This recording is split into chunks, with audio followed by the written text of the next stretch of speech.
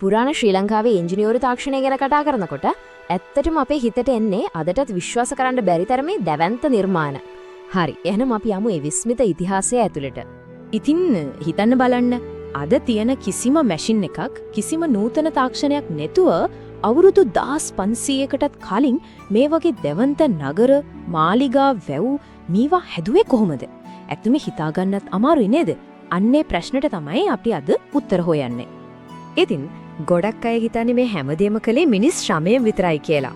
ඒත් ඇත්තම කතාව ඒක නෙවෙයි. මේ හැමදේකම පිටිපස්සේ තිබුණේ ගැඹුරු විද්‍යාත්මක අවබෝධයක්. හැබැයි අපි මෙතන විද්‍යාව කියලා කියද්දී අදහස් කරන්නේ අද තියෙන විද්‍යාගාර ගැන එහෙම නෙවෙයි. ඒ වෙනුවට ස්වභාව ධර්මයේ ක්‍රියාත්මක වෙන විදිහ, ඒකේ තියෙන නීති රීති හරියටම නිරීක්ෂණය කරලා ඒ දැනුම තමන්ගේ ප්‍රායෝගික වැඩවලට යොදා ගන්න තිබුණ හැකියාව ගැනයි. ඉතින් මේ හැකියාව මුලින්ම අපිට දකින්න ලැබෙන්නේ පස, ගින්දර, මැටි වගේ හරිම මූලික දේවල් එක වැඩ කරද්දී ඒ අභියෝග ජයගත්ත විදිහෙන්. මෙන්න බලන්න ප්‍රාගෛතිහාසික යුගයේ ඉඳන්ම දහණේ ගැන තිබුණු දියුණු අවබෝධයට හොඳම උදාහරණයක්. මේ තියෙන්නේ කටාරම් හැඩතින් මැටි මිනි පෙට්ටියක්. මෙතන තියෙන විශේෂම දේ තමයි මල ශිරුර ඇතුළට දැම්මට පස්සේ මේක පුච්චලා තින්නේ. මේ ක්‍රියාවලිය ඇත්තටම හරිම පුදුමයි. හිතන්නකෝ දේහය තියලා අමු මැටියෙන් පෙට්ටි හදනවා. ඊට පස්සේ ගින්නට ඕන ඔක්සිජන් දෙන්න මැටි බටයකුත් හයි කරනවා. දැන් මේ ඔක්කොම එකට පුච්චනකොට මැටි පෙට්ටියත් ගල් වගේ තද වෙනවා. ඒ එක්කම ඇතුලේ තියෙන දේහයත් ආදාහනය වෙනවා. බලන්න දහනේට ඔක්සිජන් ඕන කියලා විද්‍යාත්මකව හොයාගන්න සියවස් ගානකට කලින් ඒ අය ඒ මූලධර්මය ප්‍රායෝගිකව පාවිච්චි කරලා තියෙනවා. හරි, දැන් අපි බලමු ඊළඟට ඔවුන් මුහුණ දීපු දැවැන්තම අභියෝගයක් දිහා. ඒ තමයි ලංකාවේ වියලි කලාපයේ ජල කළමනාකරණය. ගැටලුව හරිම පැහැදිලි. වහින කාලෙට ලැබෙන අති විශාල වතුර ප්‍රමාණය අවුරුද්ද පුරාම කෘෂි කර්මාන්තයටයි එදිනදා ජීවිතයටයි පාවිච්චි කරන්න රැස් කරගන්න ඕනි. ඉතින් මේකට අති දක්ෂ ඉංජිනේරු විසඳුමක් ඕනෙම වුණා. ඔවුන්ගේ නිර්මාණ කොච්චර ලොකුද කියනවා නම් මේ බලන්නකෝ. මින්නේරිය වැව විතරක් හෙක්ටියා 2550ක්. ඒ කියන්නේ අක්කර 6300ක් විතර පැතිරිලා තියෙනවා. දැන් හිතන්න මේ වගේ ලොකු වැවක අඩිය තියෙන්නේ හිතාගන්න බැරි තරම් ලොකු වතුරු පීඩනයක්. ඉතින් ඒ පීඩනය පාලනය නොකර වතුර අරින්න ගියොත් මොකද වෙන්නේ? වේල්ලම කැඩිලා යන්න පුළුවන්. ඉතින් කොහොමද මේ භෞතික විද්‍යාත්මක ප්‍රශ්නෙට උන් විසඳුම හොයාගත්තේ? අන්න ඒකට විසඳුම මේ වගේ පුරාණ ගල් නිර්මාණ ඇතුලේ තමයි හැංගිලා තිබුණේ. මේව තමයි ඔවුන්ගේ ඉංජිනේරු තාක්ෂණයේ කල්පවැත්මට තියෙන හොඳම සාක්ෂි. මේකට තමයි කියන්නේ බිස්සෝ කොටුව කියලා. මේක ඇත්තටම විශ්මිත තාක්ෂණයක්. හරිම සරලයි වගේ පෙනුනට හරිම දක්ෂයි. වැවේ වතුර මුලින්ම එන්නේ වේල් ඇතුලේ හදපු ලොකු ගල් ඉදකට. හිතන්නකෝ මේක හරියට වතුරේ තියෙන අතිවිශාල පීඩනය උරා ගන්න ස්පොන්ජ් එකක් වගේ කියලා. අන්න ඒ වගේ මේ ලිඳ අර ජල පීඩනය සම්පූර්ණයෙන්ම වගේ බිදලා දානවා. ඊට පස්සේ තමයි හරිම සංසුන්ව පාලනය කරපු වතුර ටිකක් එළියට එන උමග දිගේ ගලාගෙන යන්නේ.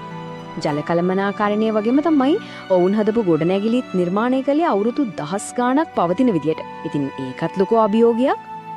උදාහරණයක් විදියට ගමුකෝ රුවන්වැලි සෑයේ අත්තිවාරම. ඒකේ තලබුගල් තට්ටු විශේෂ මැටි වර්ධ බොරළු විතරක් නෙවෙයි ලෝහ දැල් පවා ස්තර කීපයකට දාලා තියෙන්නේ. බලන්න මේකේ මූලධර්ම අද අපි පාවිච්චි කරන ශක්තිමත් කරන ලද කොන්ක්‍රීට්, ඒ කියන්නේ රීන්ෆෝස් කොන්ක්‍රීට් තාක්ෂණයට කොච්චර සමානද කියලා. වායුගෝලයේ තියෙන විදුලි ගැන තෝන්ට ලොකු අවබෝධයක් තිබිලා තියෙනවා. ඉතිහාස පොත්වල වජ්‍ර චුම්බටයක් කියලා දෙයක් ගැන සඳහන් වෙනවා. මේක ඇත්තටම අකුණු සන්නායකයක මුල්ම ආකාරයක් වෙන්න ඇති. දැවන්ත නිර්මාණ අකුණු වලින් ආරක්ෂා කරගන්න තමයි මේක පාවිච්චි කරලා තියෙන්නේ. ඉතින් ඔවුන්ගේ තාක්ෂණය ගොඩනැගිලි වලට විතරක් සීමා වුණේ නැහැ. සමනල වැව පැත්තෙන් හොයාගත්තු මේ යකඩ උදුන් බලන්න. මේවා හදලා තියෙන්නේ මෝසම් සුළඟේ බලය පාවිච්චි කරලා යකඩ උණු කරන්න ඕන අධිකම උෂ්ණත්වය ලබා ගන්න පුළුවන් විදිහට. මේක කාර්මික මට්ටමේ ලෝහ විද්‍යාවක්. ඒ ලෝහ විද්‍යාව කොච්චර දියුණුද කියනවා නම් 12 වෙනි සියවසේ රෝහලක නටුබුන් වලින් හම්බ වුණු මේ ශල්‍ය උපකරණ දිහා බලන්නකෝ. මේවා අද තියෙන උපකරණ වලටත් හරිම සමානයි. මේ වගේ සියුම් දේවල් හදන්න ඊටාම ඉහළ ශිල්පීය හැකියාවකුයි දියුණු ලෝහ තාක්ෂණයකුයි දෙකම ඕන.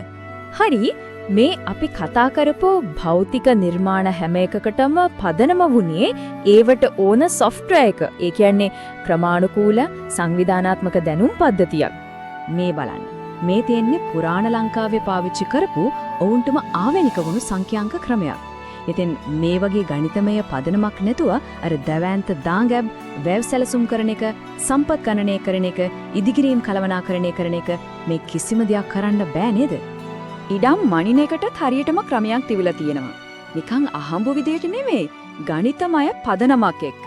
බලන්නකෝ මේ ඒකක කරීස, අමුණ, පෑල මේ හැම එකක් අතරම පැහැදිලි සම්බන්ධයක් තියෙනවා. ඉතින් මේක නිකන් ඉඩම් මනින ක්‍රමයක් විතරක් නෙමෙයි. හිතන්න, බදු එකතු කරන්න, ඉඩම් බෙදලා දෙන්න, මුළු කෘෂිකර්මාන්තයම සලසුම් කරන්න. මේ වගේ සංකීර්ණ දේවල් කරන්න මේ වගේ ක්‍රමවත් පද්ධතියක් නැතුව කොහොමද? වැදගත්ම දේ තමයි මේ මිනුම් ක්‍රම එකිනෙකින් වෙන්ව තිබුණේ. දිග, බර, කාලය, ඉඩකඩම් මනින ක්‍රම මේ හැමදේම එකිනෙකට සම්බන්ධ සම්පූර්ණ ඒකීය පද්ධතියක් විදියට තමයි ගොඩනැගිලා තිබුණේ. ඇත්තටම ඒක තමයි ඔවුන් ලෝකයේ දිහා බලපු විදිහ. හැමදේම මනින්න පුළුවන්, සංවිධානය කරන්න පුළුවන්, තේරුම් ගන්න පුළුවන් විධිමත් පද්ධතියක් විදිහට. ඉතින් අවසාන වශයෙන් අපිට හිතන්න ඉතිරි වෙන්නේ මේ පැනයයි තිරසාර බව ගැන, ස්වභාව ධර්මයේ එකට වැඩ කරන එක ගැන අපි අලුතෙන්ම හිතන මේ යුගයේ අපේම අතීතයේ තිබුණු මේ විශ්මිත දැනුම් පද්ධති වලින් අපිට ඉගෙන ගන්න දෙයක් ඉතිරි වෙලා නැද්ද?